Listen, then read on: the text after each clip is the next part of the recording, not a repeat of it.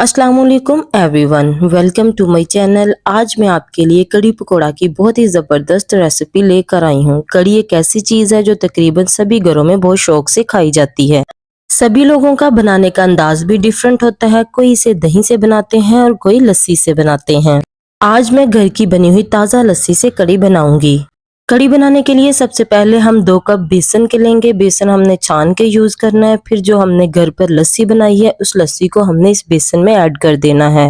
ये तकरीबन 1 केजी से ज्यादा लस्सी है। लस्सी भी हमने छान के यूज करनी है। इसे बेसन में डालने के बाद इसे हम अच्छे से मिक्स करेंगे। आप चाहें तो विस्क की मदद से इसे फेंट लें, चाहे तो ब्लेंडर में ब्लेंड कर लें, लेकिन इसे ब्लेंड पहले ही करके रखना है। अगर हम मसाला तैयार करने के बाद उसमें डायरेक्ट लस्सी और बेसन डालते हैं तो उससे हमारी कड़ी खराब हो जाएगी। अब हम दूसरी साइड पर कड़ी का मसाला तैयार करेंगे। सबसे पहले मैं एक देगची लूंगी, इसमें थोड़ा सा ऑयल शामिल करूंगी। ऑयल हमने बहुत ज्यादा इस्तेमाल नहीं करना। फिर मैं इसमें कटा हुआ प्याज डालूंगी और इसे अच्छे से फ्राई करूंगी। प्याज भी हमने बहुत ज्यादा ब्राउन नहीं करना, बस लाइट ब्राउन करना है। जब प्याज लाइट ब्राउन हो जाएगा तो मैं इसमें 1 चम्मच भरकर अदरक लहसुन का पेस्ट शामिल करूंगी और इसकी अच्छे से भुनाई करूंगी।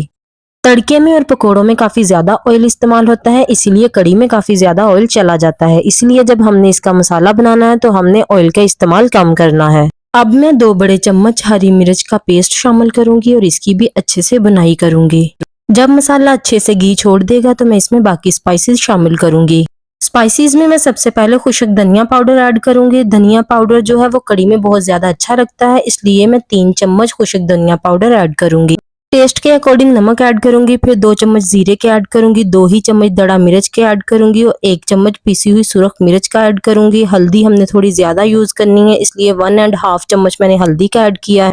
1 चम्मच गरम मसाला और लास्ट पे थोड़ा सा चाइनीज नमक भी मैंने शामिल किया है। इससे कड़ी का टेस्ट बहुत ज्यादा अच्छा आता है। आप भी इस नमक को जरूर ट्राई कीजिएगा, इससे सालन का टेस्ट बहुत अच्छा हो जाता है। सारे मसाले को अच्छे से मिक्स करने के बाद जो हमने लस्सी और बेसन को मिला के रखा हुआ था वो मैं इसमें ऐड कर दूंगी। अब मैं इसे अच्छे से मिक्स करूंगी। चूंकि हमने लस्सी और बेसन का मिक्सचर इसमें शामिल किया, ये थोड़ी देर पकने के बाद काफी ज्यादा थिक हो जाएगा। इसीलिए जितना हमने ये मिक्सचर शामिल किया उससे ज्यादा हमने पानी इस्तेमाल करना है ताकि ये पतला हो जाए और पकने के बाद ये थिक हो। अब हम कड़ी को बहुत अच्छे से पकाएंगे। जब ये पकना स्टार्ट होती है तो स्टार्ट में इसमें काफी ज्यादा बॉयल आते हैं, इसीलिए हमने फ्लेम को बिल्कुल लो रखना और इसमें मसलसल चम्मच को फेरना है ताकि बॉयल आने से हमारी कड़ी बाहर ना आए। ये देखें, इसमें बॉयल आना स्टार्ट हो गए हैं। जब इसमें बॉयल आए तो आप इसमें चम्मच को फेरते जाएं और जो फ्लेम है वो बिल्कुल लो रखें।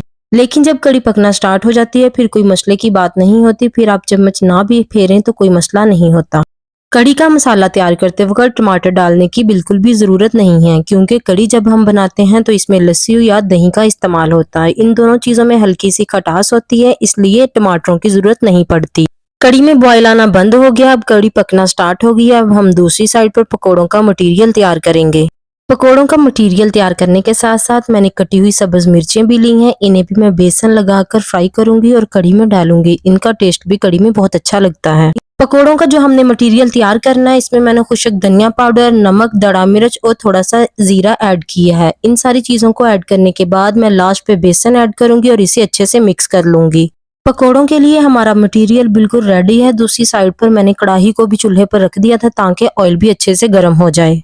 साथ ही बिल्कुल लो फ्लेम पर हमारी कड़ी भी पक रही है, साथ साथ कड़ी भी पकती जाएगी और पकोड़े भी बन जाएंगे।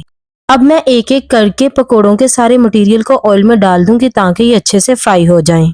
याद रहे, कड़ी में डालने के लिए जो हम पकोड़े तैयार करते हैं इसमें बेसन का इस्तेमाल ज्यादा होता है, क्योंकि हमें पकोड़े बिल्कुल सॉफ्ट चाहिए होते हैं। लेकिन अगर हम वैसे खाने के लिए पकोड़े बनाएं तो इनमें प्याज वगैरह का इस्तेमाल ज्यादा होगा और बेसन का इस्तेमाल कम होगा, क्योंकि इस तरह ये बहुत ज्यादा क्रिस्पी बनेंगे। लेकिन कड़ी के लिए हमें क्रिस्पी नहीं बल्कि सॉफ्ट पकोड़ों की जरूरत होती है। मेरे पकोड़े अब बिल्कुल रेडी है। मैं एक स्ट्रेनर की मदद से इन्हें बाहर निकाल लूंगी। स्ट्रेनर की मदद से बाहर निकालने के बाद फिर मैं एक स्ट्रेनर में ही इन पकोड़ों को रखूंगी ताकि जितना भी इनमें ऑयल है वो अच्छे से निकल जाए। ये देखिए, हमारे सॉफ्ट और मजेदार पकोड़े बिल्कुल रेडी हो चुके हैं। अब मैं इन्हें कुछ देर के लिए ठंडा होने के लिए रख दूंगी। दूसरी साइड पर हमारी कड़ी भी बिल्कुल रेडी हो चुकी है। याद रहे कि कोई भी कड़ी 10 मिनट में नहीं बनती, बल्कि कड़ी को पकने के लिए कम से कम 2 घंटे की जरूरत पड़ती है।